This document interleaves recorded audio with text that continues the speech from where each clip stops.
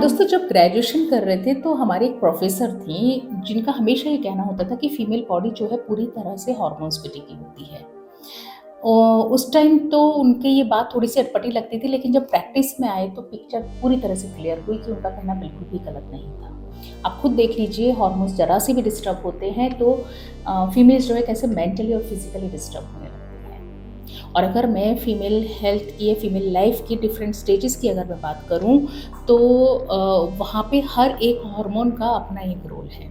जैसे अगर प्यूबर्टी की मैं बात करती हूँ तो प्यूबर्टी में सेकेंडरी सेक्सुअल कैरेक्टर जब डेवलप होते हैं तो उसमें ईस्ट्रोजन का खास रोल है। ईस्ट्रोजन का रोल पूरी तरह से रिप्रोडक्टिव हेल्थ में है। ईस्ट्रोजन यहाँ तक कि हार्ट और बोन हेल्थ के लिए भी रिस्पॉन्सिबल होता है। वहीं पर ही अगर प्रेगनेंसी की मैं बात करूं तो यूट्रस को प्रिपेयर करने का काम और पूरे 9 महीने प्रेगनेंसी को मेंटेन करने का काम जो है प्रोजेस्टेरोन हार्मोन करता है। यहाँ तक कि मेंस्ट्रुअल साइकिल को रेगुलराइज करने का काम भी प्रोजेस्टेरोन हार्मोन करता है।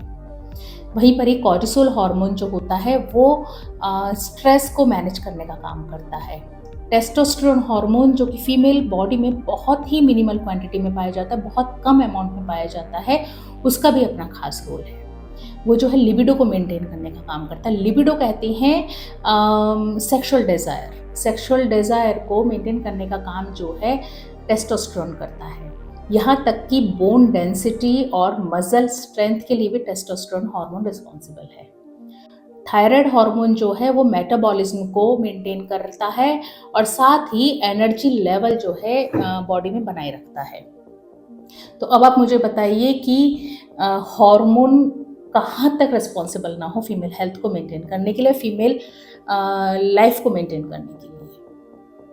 और मेरा तो अपना ये मानना है कि जिस तरह से हम लोग ग्रह शांति के लिए यज्ञ या हवन कराते हैं, वैसे ही हार्मोन की शांति के लिए, हार्मोन को बैलेंस करने के लिए भी कोई यज्ञ या हवन ज़रूर होना चाहिए। एग्री करते हैं मेरी बात से तो कमेंट करिए।